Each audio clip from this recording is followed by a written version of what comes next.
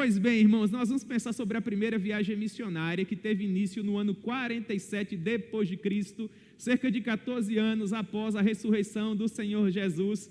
Esse é o princípio da nossa expansão missionária, o contexto que propiciou essa partida além mares.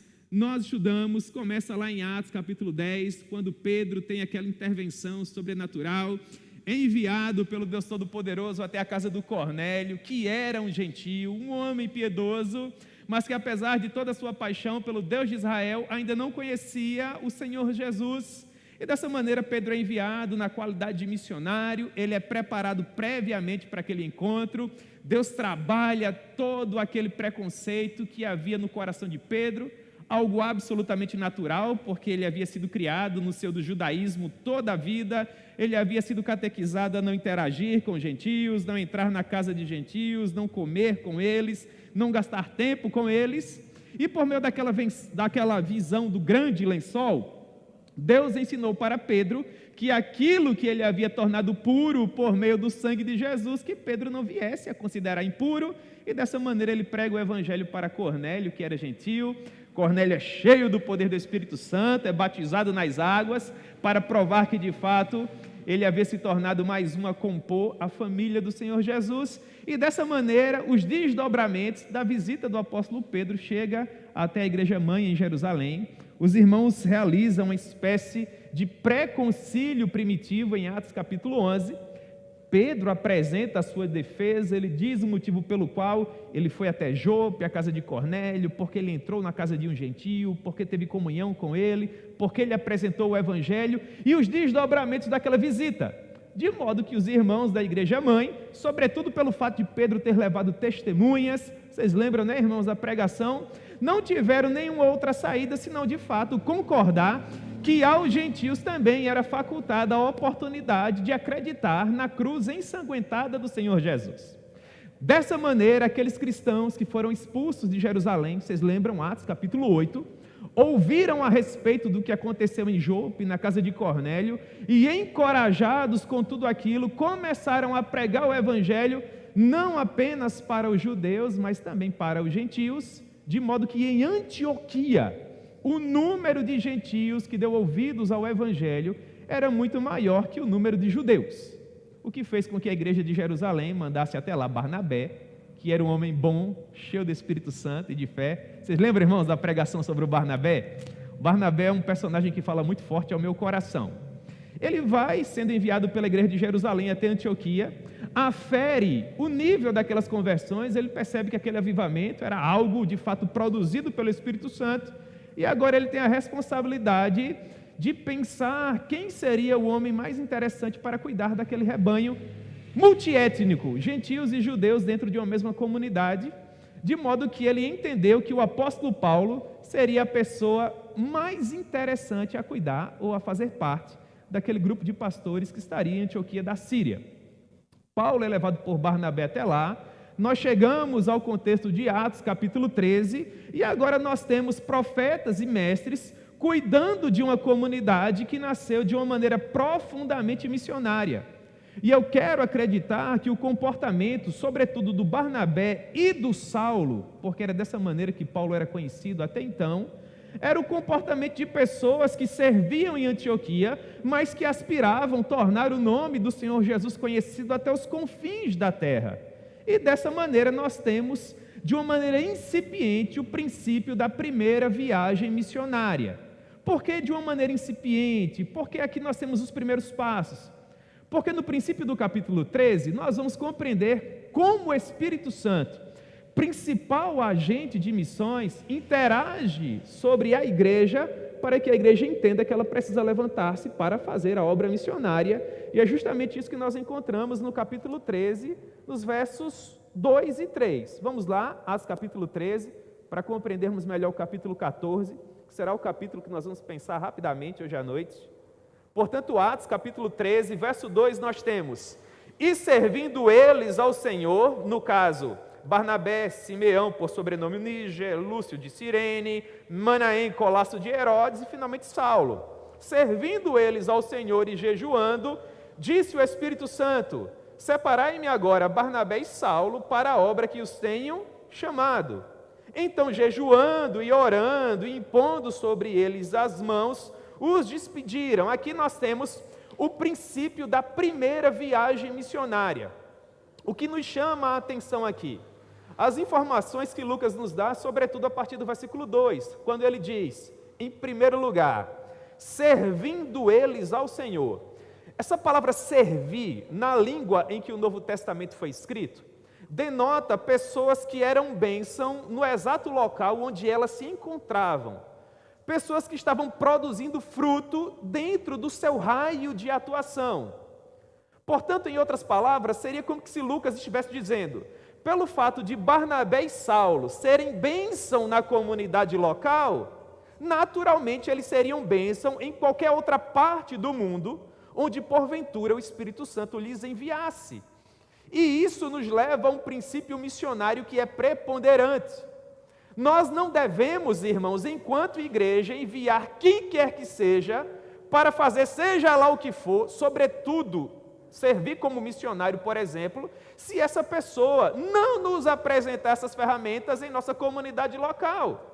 Por exemplo, é muito comum, sobretudo nos seminários de teologia, nós interagirmos com vocacionados que dizem, Deus me chamou para Caxemira, Deus me chamou para a Coreia do Norte, Deus me chamou para o norte da África, por exemplo.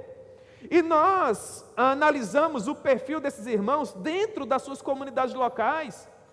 E às vezes nós percebemos que esses irmãos não conseguem evangelizar nem mesmo o vizinho que mora na rua dele, ou aquele rapaz que está vendendo pipoca na praça, ou aquele casal de namorados que está sentado no banco lá na esquina.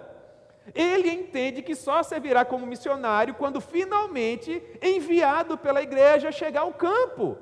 E é difícil concluir dessa maneira, irmãos, porque quando nós somos chamados por Deus para implementar na terra os valores do seu reino, nós não precisamos desse tipo de suporte, porque você vai fazer aquilo que você nasceu para fazer, apesar das circunstâncias.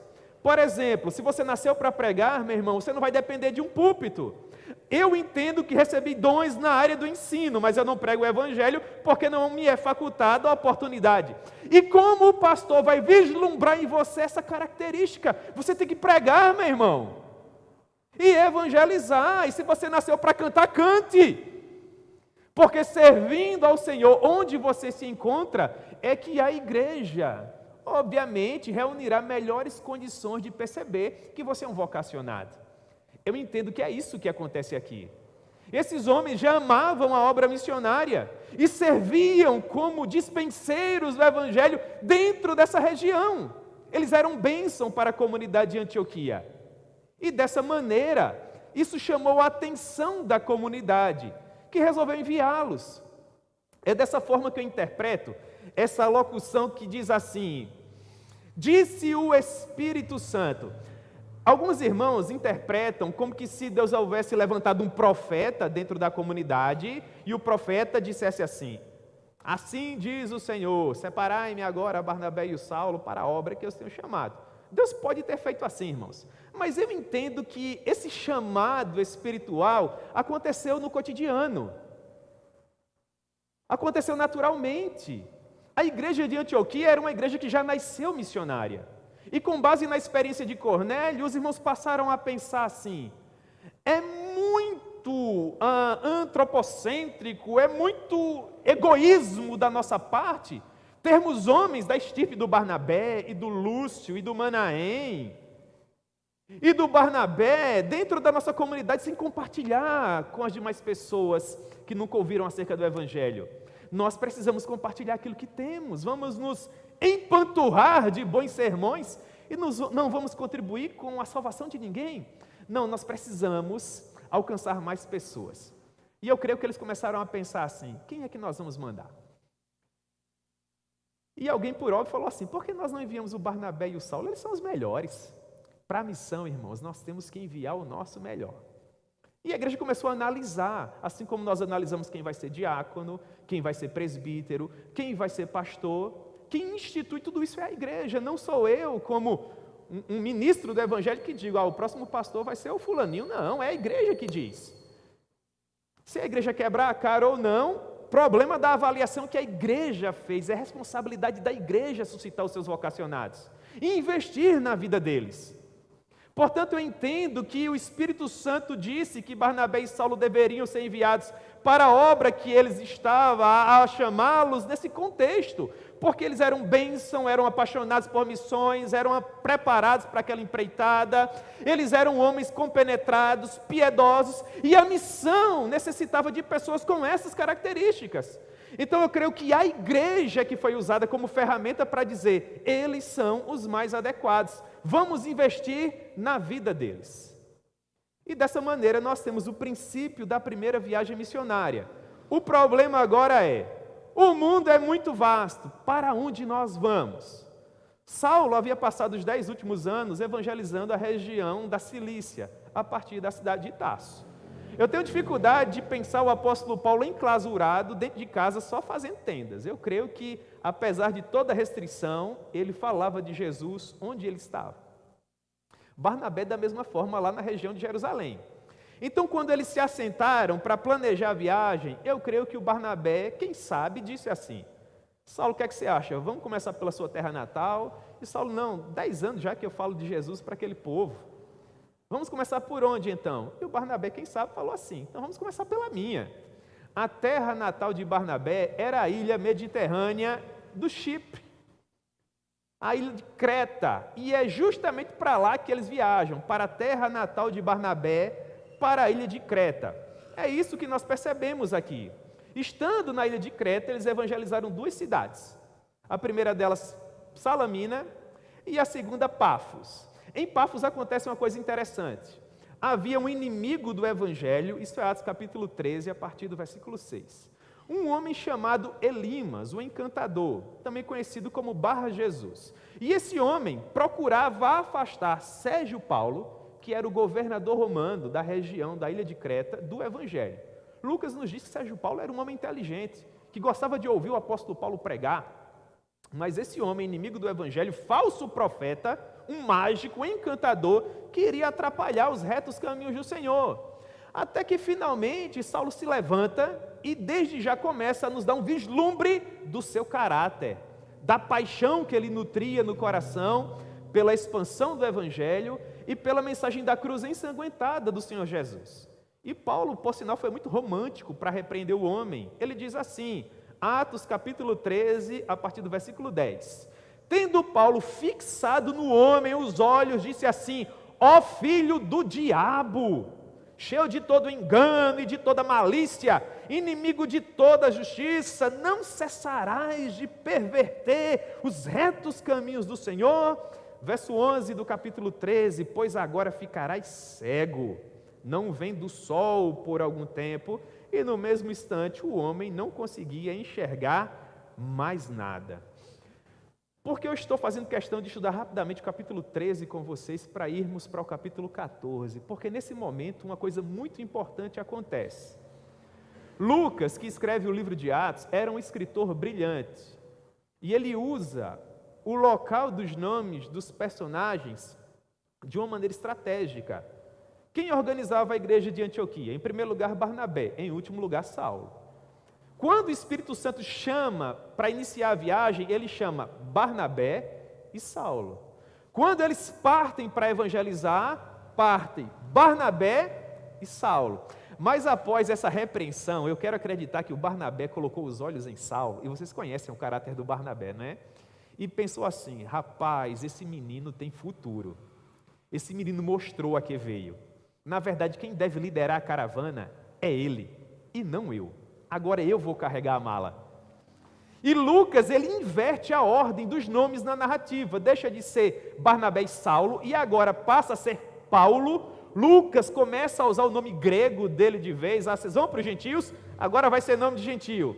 Agora a ordem passa a ser Paulo e Barnabé. E é interessante que Barnabé às vezes não é mais nem mencionado, porque se olha para o verso 13, por exemplo, e está lá, e navegando de Pafos, Paulo e seus companheiros. Agora Barnabé, de fato, é sim, mesmo sendo enviado pela igreja mãe, a igreja de Jerusalém, um companheiro, e eu acho isso fenomenal. Nos dias atuais, quem sabe, isso causaria uma celeuma muito grande. O que começa como líder, agora é auxiliar. Para Barnabé, isso não fazia diferença nenhuma. Ele era um homem de Deus. E a segunda informação é que, nesse momento, o jovem João Marcos declina da viagem. Quando eles saem da ilha de Creta e finalmente chegam ao continente, a primeira província romana, a região da Panfilha, evangelizando a cidade de Perge, o João Marcos entende que não era mais interessante seguir viagem e volta para casa, volta para Jerusalém. É também na região da Panfilha que Paulo é acometido de uma terrível enfermidade nos olhos e quase que fica cego. Mas Deus lhe concedeu graça, os irmãos da Galácia cuidaram dele, né? Vocês lembram Gálatas capítulo 4? Paulo vai explicar isso para nós. E eles decidem deixar aquela região mais próxima da costa e subir dentro do continente até a região da Pisídia. Vão evangelizar uma outra cidade chamada Antioquia. É interessante, irmãos, estudar esse capítulo 13, porque no capítulo 13 nós temos o primeiro sermão público do apóstolo Paulo retratado em palavras. Se você gosta de exposição bíblica, você precisa ler esse capítulo 13 com esses olhos. Por quê? Porque do verso 16 até o verso 41, nós temos o apóstolo Paulo pregando, o homem que foi criado aos pés de Gamaliel, o homem que é tido como o maior teólogo de todos os tempos. Como é que esse homem pregava? Lucas retrata para nós aqui. Na verdade, ele faz um breve resumo, mas os pontos cardeais daquilo que Paulo pregava, nós encontramos aqui, e a mensagem dele era muito simples. Ele começa apenas lá do período patriarcal, caminha por 2000 anos dentro das Escrituras, passa pelo período interbíblico até chegar a Jesus na Galileia. Uma apresentação simplesmente apoteótica, magistral. Talvez uma das mais belas pregações que nós encontramos dentro de todo o Novo Testamento. Não é à toa que uma multidão de pessoas deu ouvidos ao Evangelho, o que levantou aquela luz de alerta lá na sinagoga dos judeus dentro da cidade de Antioquia, de modo que os missionários foram convidados a se retirar da cidade. Na verdade, eles foram expulsos de Antioquia, deixando a província romana da Pisídia e chegando à terceira província romana evangelizada na primeira viagem missionária, a província romana da Licaônia. A primeira cidade foi Icônio. Eles começam a pregar o evangelho em Icônio, agora nós já estamos em Atos, capítulo 14, vamos lá, do verso 1 ao verso 7. Lucas nos diz que eles passaram muitos dias em Icônio, que uma multidão, tanto de gregos como de judeus, veio a crer na mensagem, Atos 14, 1. Mas no versículo 2 do capítulo 14, Lucas já se apressa a nos dizer que alguns judeus incrédulos incitaram e irritaram os ânimos dos gentios contra os irmãos, e eles causaram um tumulto tão grande, gentios e judeus associados, bem assim as autoridades da cidade, para apedrejar os missionários. Isso está no versículo 5. De modo que, quando os missionários, que já estavam há bastante tempo na cidade de Icônio, perceberam que seriam apedrejados, eles entenderam que seria mais interessante sair da cidade. Atente para esse ponto. Deus livrou os missionários do apedrejamento. Deus não queria que eles fossem apedrejados, permitiu que eles saíssem. E eles fugiram, essa é a palavra que Lucas escolhe, para as cidades de Listra e Derbe. Então nós criamos um contexto para o capítulo 14, e nesses minutos finais, irmãos, nós vamos estudar o capítulo 14. Por que eu gastei tanto tempo no contexto? Porque o contexto é preponderante para você entender o poder dessa passagem, o poder da chegada desses missionários à região de Listra. Por que é que Paulo fugiu para Listra? Listra era uma cidade insignificante, pequenininha. Se Paulo não tivesse passado por lá, nós nem saberíamos que um dia uma cidade chamada Listra teria existido, porque ela nem existe nos mapas atuais. Eu quero acreditar que por conta de um outro personagem, que será objeto da nossa próxima pregação aqui, é que Deus fez com que Paulo fosse até Listra. E Lucas nos diz que, em Listra, versículo 8, costumava estar assentado certo homem aleijado, paralítico desde o seu nascimento, o qual jamais pudera andar. Esse homem ouviu falar Paulo, que, fixando nele os olhos e vendo que possuía fé para ser curado, disse-lhe em alta voz: apruma-te direito sobre os pés. Este homem saltou e começou a andar. Perceba, Paulo chegou em Listra há alguns dias, ele estava passando pela cidade para pregar o evangelho, e Lucas nos diz que havia ali um homem aleijado, desde o seu nascimento, o qual jamais pudera andar. Vocês lembram que Lucas é médico, não é? E como médico, ele nos dá pelo menos 3 características da paralisia do homem. Era uma coisa assim terrível. Ele era aleijado. A palavra que Lucas usa tem a ver com alguém que talvez não tenha nem o pé. Mas além de aleijado, ele era paralítico desde o nascimento. A palavra que Lucas usa agora seria como que alguém terrivelmente deficiente, como que se a anatomia do homem fosse profundamente prejudicada. Pense em pernas poídas, curvadas. Sabe, alguém que, do ponto de vista humano, não tinha esperança de um dia andar. E Lucas arremata dizendo, ele jamais tivera a oportunidade de andar. E a expressão que ele usa, na verdade, é só uma palavra no grego, mas funciona como uma grande alocução no português. Pense em alguém que dependia dos outros, de alguém que não conseguia viver a sua própria vida sozinho. Ele necessitava do amparo de uma terceira pessoa. A situação era dificílima, mas ele ouviu dizer que 2 missionários que pregavam acerca de um Deus até então desconhecido haviam chegado em sua cidade. E ele procurou, de alguma maneira, estar no caminho do apóstolo Paulo. E o apóstolo Paulo percebeu aquilo e concluiu que aquele homem reunia fé suficiente para ser curado. E através de uma palavra de autoridade, impôs as mãos sobre o homem, disse, apruma-te direito sobre os pés. E esse homem profundamente deficiente salta. E agora se vê perfeito sobre as próprias pernas. Irmãos, vocês conseguem imaginar essa cena? De pernas profundamente aleijadas, num átimo de segundo, se endireitando, crescendo, chegando à estatura perfeita.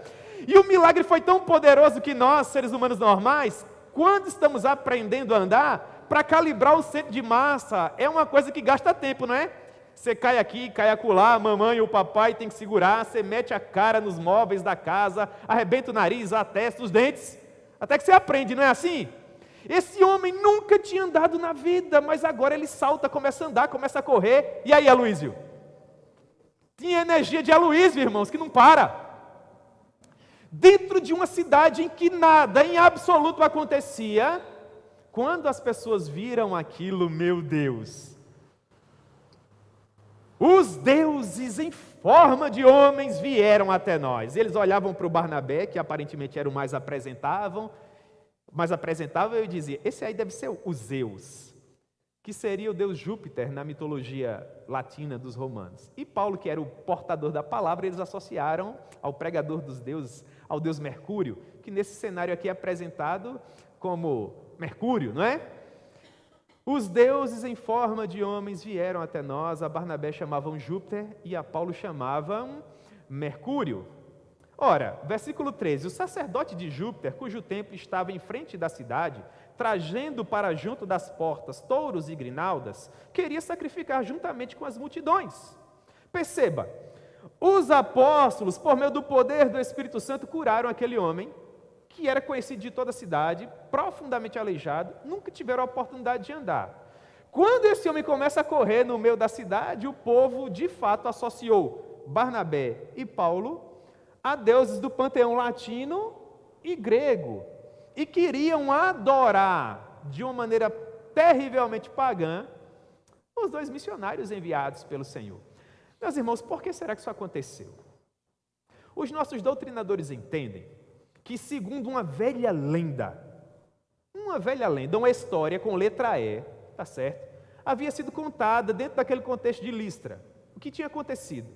Segundo essa lenda, os deuses em forma de homens, de fato, haviam visitado a cidade. Júpiter e Mercúrio, Zeus e Hermes. E eles foram muito mal recebidos pelos habitantes de Listra, até que finalmente eles fizeram com que uma praga terrível quase que exterminasse toda a população da cidade. De modo que um casal, um homem chamado Filemon e uma mulher chamada Baucis, compreenderam o que estava acontecendo e sacrificaram animais para aplacar, para apaziguar a Zeus e a Hermes, que se deram por satisfeitos. Então, esse casal construiu um templo pagão em adoração a Zeus e passou a ensinar a população que tinha sobrevivido que se porventura os deuses em forma de homens voltassem a visitar a cidade, que eles fossem bem tratados. E segundo os doutrinadores, os dias e os anos e as décadas se passaram, até que finalmente, em dado momento, 2 homens forasteiros, que eles nunca tinham tido a oportunidade de ver, chegaram à cidade e curaram o paralítico. Ora, quando os habitantes de Listra viram aquilo que aconteceu, de que maneira eles associaram? Os deuses, em forma de homens, vieram até nós, olharam para Barnabé e disseram, isso aí deve ser Zeus. E Paulo, segundo a tradição, era baixinho, careca, o narizão comprido, pernas arqueadas. Esse menos elaborado aí talvez seja o Hermes. E lá vem o sacerdote do templo pagão com touros e grinaldas para sacrificar aos missionários. Foi só aí que eles perceberam tudo o que estava acontecendo. Agora, esses 2 homens tão apaixonados pelo Senhor Jesus estão com um grande problema na mão. Por quê? Ora, em primeiro lugar, porque esse povo não falava grego. Após a expansão de Alexandre o Grande, todo mundo praticamente falava o grego, mas na Licaônia não, eles falavam em língua licaônica, é o que Lucas nos diz aqui.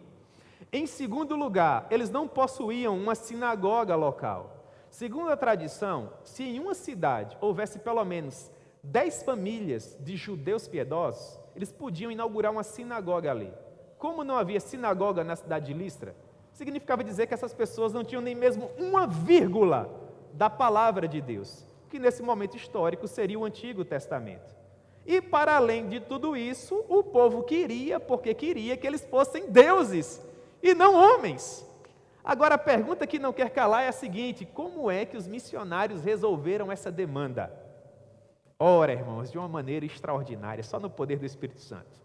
Paulo, teólogo brilhante, maior missionário de todos os tempos, um homem que plantou igrejas desde Jerusalém até o Ilírico, sendo direcionado pelo Senhor, tem uma ideia genial. Ora, ele usou aquilo que é comum a todos os povos que se espalham por toda a face do planeta Terra, a criação. E ele diz assim, senhores, versículo 15, por que fazeis isto? Nós também somos homens, tais quais vocês, sujeitos aos mesmos sentimentos, e vos anunciamos o Evangelho para que dessas coisas vãs vos convertais ao Deus vivo, que fez o céu, a terra, o mar e tudo o que neles há, o qual nas gerações passadas permitiu que todos os povos andassem nos seus próprios caminhos. Contudo, não se deixou ficar sem testemunho de si mesmo, fazendo o bem, dando-vos do céu chuvas e estações frutíferas, enchendo o vosso coração de fartura e de alegria. Portanto, imaginem o apóstolo Paulo de pé, no meio da multidão, o pessoal segurou o boi, calma, você não vai morrer agora, algumas outras pessoas com as grinaldas nas mãos, e Paulo dizendo, irmãos, por que vocês estão fazendo isso? Olhem para nós. Nós somos homens iguais a vocês, sujeitos aos mesmos sentimentos, leia-se, pecadores iguais a vocês, contudo, pela graça de Deus, nós temos uma mensagem preciosa a compartilhar. Uma mensagem que fala acerca do verdadeiro Deus Todo-Poderoso, infinitamente superior a Zeus, a Hermes e a qualquer outro do panteão que vocês adoram. O Deus que criou os céus, a terra, os mares e tudo que neles há.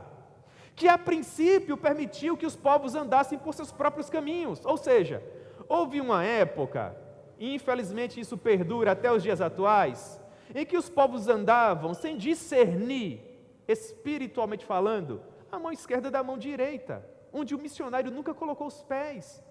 Mas mesmo sem essa revelação especial, Paulo está nos dizendo que há uma revelação geral, que é produto desse teatro maravilhoso que nós chamamos de criação.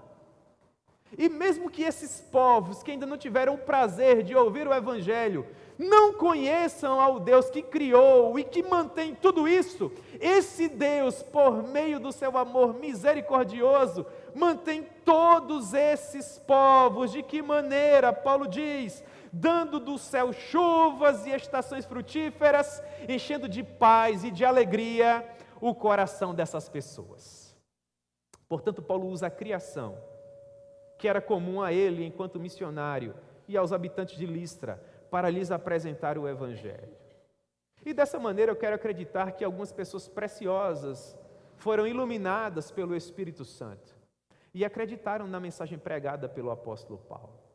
Mas infelizmente algumas outras pessoas ficaram profundamente frustradas, porque eles não eram deuses coisa nenhuma. O que ocorre? Versículo 19. Sobrevieram, porém, alguns judeus provenientes de Antioquia e de Icônio. A primeira cidade ficava apenas a 90 quilômetros, a segunda a 30. E esse povo viajou tudo isso até Listra. Para fazer o quê? Para ouvir o Evangelho mais uma vez? O que é que vocês acham? Mas é claro que não. Eles foram para instigar a multidão que já estava injuriada porque eles não eram deuses.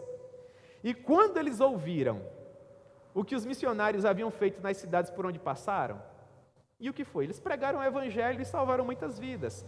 Mas os judeus estavam com muito ciúme. Eles queriam que os missionários sofressem. O que ocorre? Lá em Icônio, eles foram livres do apedrejamento, mas aqui Deus tinha um projeto diferente. E o que foi que aconteceu? Quando as multidões foram instigadas, eles resolveram apedrejar a Paulo. Vocês conseguem imaginar? Uma multidão ensandecida, eles olham para ambos os missionários, aí falam assim com o Barnabé, quem sabe, esse aqui é mais quieto, esse aqui nós vamos tratar com ele depois, mas esse aqui é o mais apaixonado, esse aqui é o tagarela. E eu acho que enquanto eles procuravam pedras, pelo que nós conhecemos do apóstolo Paulo, ele estava lá dizendo, eu não estou nem aí, viver para mim é Cristo, morrer para mim é lucro, que Deus tenha misericórdia da vida de vocês, vocês não sabem o que estão fazendo, Deus vai tratar com cada um de vocês. Até que as primeiras pedras começaram a voar. E agora nós temos, irmãos, uma pessoa tão apaixonada pelo Senhor Jesus, sucumbindo a uma turba ensandecida. Couro cabeludo completamente depauperado, supercílio aberto, dentes quebrados, até que quando não haviam mais forças, Paulo simplesmente se deixou cair e apedrejar.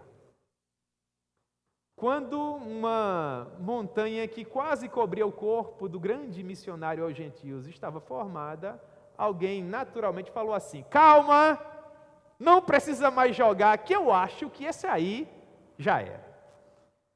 E se ele for tão meticuloso como nós somos, ele ainda foi até o corpo de Paulo, deu 2 ou 3 chutinhos, olhou para ele, não, esse aqui está liquidado. Algumas pessoas o tomaram pelas mãos, outros pelas pernas, e os levaram para um terreno escuso, fora dos muros da cidade. E agora nós temos, irmãos, uma pessoa que seria usada por Deus para escrever 50% do nosso Novo Testamento, numa poça imensa do seu próprio sangue. E aquelas poucas pessoas que deram ouvidos à mensagem que ele havia pregado, olhavam para ele se perguntando assim, esse é o resultado para a vida de alguém que abandona tudo por amar esse Jesus Nazareno. É isso que nos aguarda, se nós resolvermos de fato vivermos os planos e os projetos que Ele tem para a nossa vida. Será que vale a pena servir a um Deus assim? E quando eles pensavam acerca dessas questões,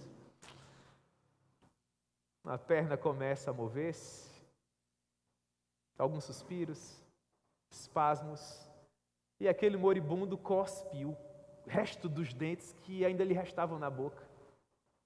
E ele começa a tirar o sangue do supercílio aberto, do couro cabeludo macerado, com dificuldade ele se ajoelha e procura se levantar, e ainda profundamente desorientado, ele olha para aquela pequena multidão que servia como cortejo até então e pergunta, para que lado fica a cidade?